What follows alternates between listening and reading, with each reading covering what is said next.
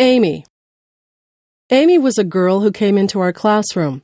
She had many things wrong with her.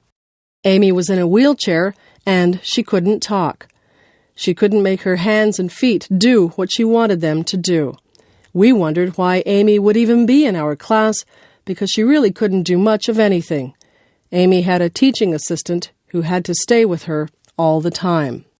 One day, the teaching assistant got called away. I had to look after Amy. I was afraid to look after her. I really didn't know what to do. I sat beside Amy, and I smiled at her. She smiled back at me. I never realized before she had such a nice smile. Amy made a noise. It seemed like she wanted a crayon that was lying beside her. I put the crayon into her hand. She had trouble holding it, but eventually she got the crayon into her hand well enough so that she could make marks on the paper that was on the tray in front of her. Amy spent a long time making marks on the paper.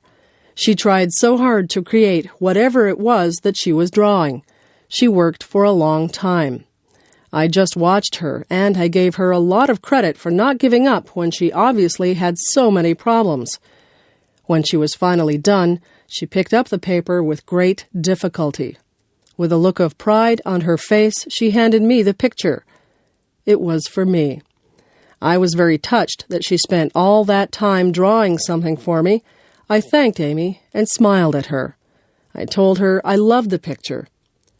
I still have that picture, although I'm not sure what it is a picture of. I learned a lot from Amy that day. I saw a brave girl who wouldn't give up. Whenever I think my problems are too big to handle, I think of Amy, and I remember her smile.